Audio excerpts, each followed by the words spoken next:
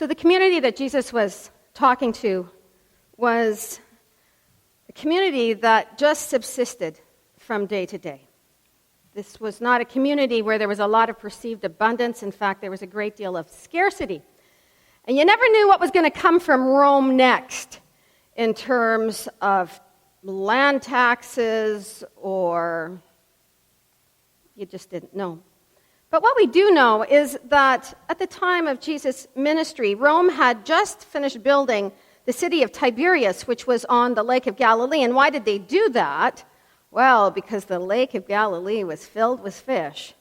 And up until then, people living around the lake had been able to fish that lake and had been able to provide bread for the day. But once Rome got its hands on the Sea of Galilee, things began to change for the local economy.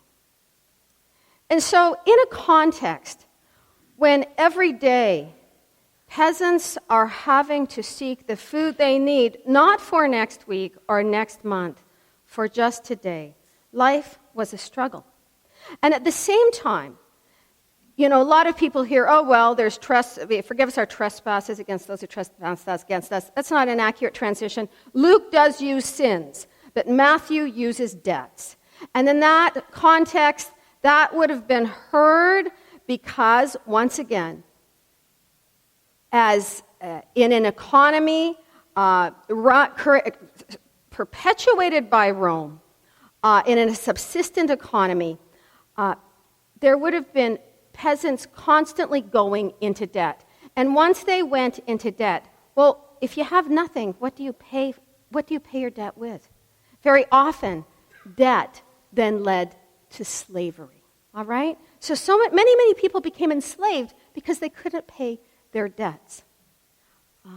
So an invitation to an economy that wasn't very kind.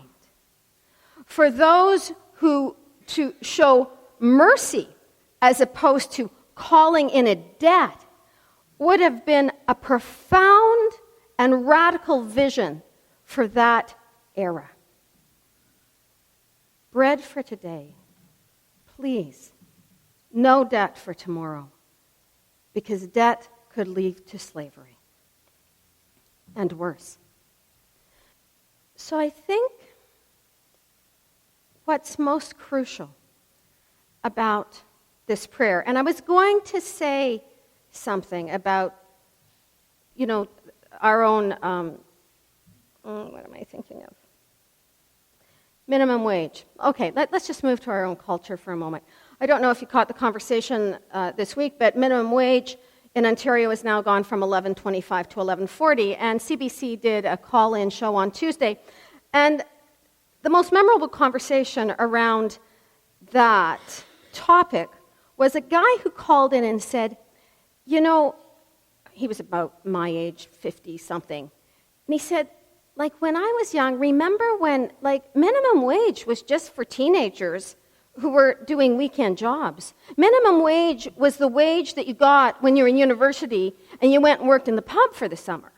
Or minimum wage was the job that your mother took once she'd raised the kids and wanted a little bit of pocket money, right?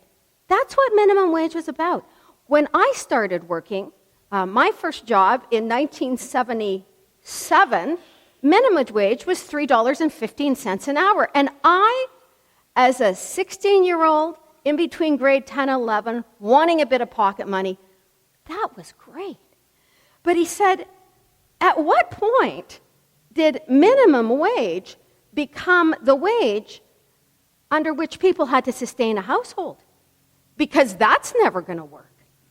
And so the whole conversation around minimum wage really begs a larger conversation around how our economy has shifted. So many jobs have gone offshore. These are complex conversations. I don't need to get into them. But I think you understand then to say, all right, we're raising minimum wage, 15 cents an hour. Yet consider all of those people who are trying to sustain a household, pay a mortgage or a rent, and their food, and their Hydro One bill. And impossible. So we're now looking at a growing population expected to live on an amount of money that is not sustainable. At the same time, forgive us our debts. Now, that's a very different conversation in our culture, isn't it? As of this year, Canadians are spending $1.65 for every dollar they make. So there's the flip side, and yet a very different conversation. Like, at what point did our culture that lives with such abundance decide that it needed so much more than it could afford? There are economic issues at the heart of that. I think the cost of housing across Canada is one of them. But we know that underneath that is something actually much more profound. And that, I think, it reflects an incredible hunger. And it points to, I think, a spiritual malaise where that somewhere deep inside we're saying, we don't have enough. We don't have enough. Or maybe we're saying, I'm not enough. And so I just need to have more. So we've got, I think, a little bit of an economic challenge on the one hand that is not going away tomorrow. And on the other hand, this unbelievable conversation about debt that has something to do with economics, but I think it has more to do with our understanding of what is enough. And I think the Lord's Prayer is an invitation then to have a real understanding of what is enough. Bread for today. Well, we're all good, aren't we? Probably a little bit more than we need today, I suspect. No debt for tomorrow. No fear that someone is going to grab me and make me a slave tomorrow.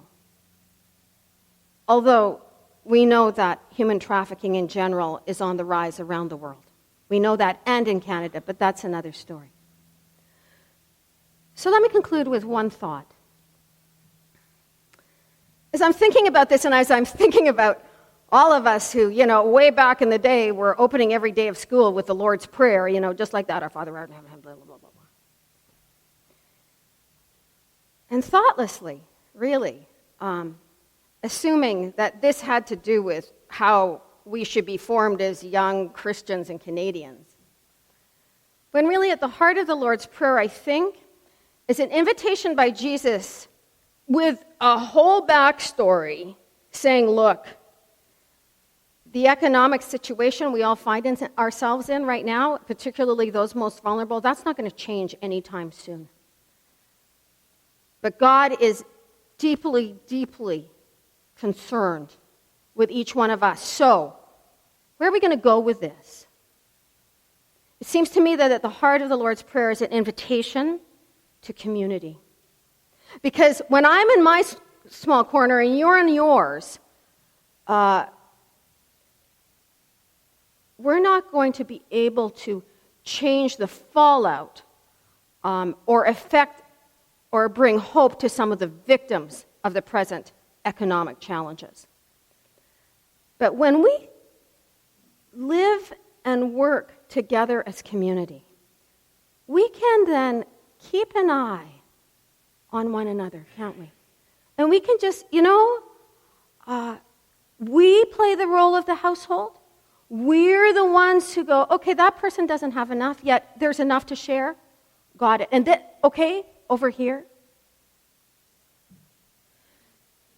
So, I think it's a wonderful invitation to rethink how we function as a community. We're all so used to being in our own heads and in our own homes and in our own bank accounts.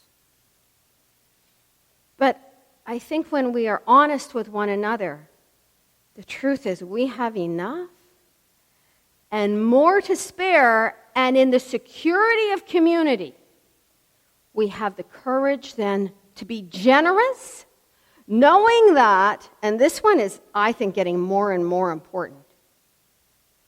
When we become the vulnerable ones, there'll be a community there for us too. So in the meantime, we after the vulnerable, ensure there is enough, which at the same time, wow, this is clever, ensuring our own stability once we become vulnerable. What an interesting alternative way of organizing the world, as opposed to what Jesus was saying, the world of Caesar, the world of Rome.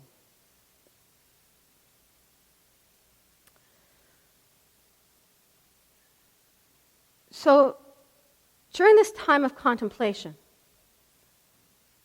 I've given you a lot to think about. I wonder if you can focus on imagining what role or how the world might be a little bit different, or this community, or this town, or this county, if we all just lived out of a deep sense of enoughness that would then perpetuate generosity, inclusion, belonging for all.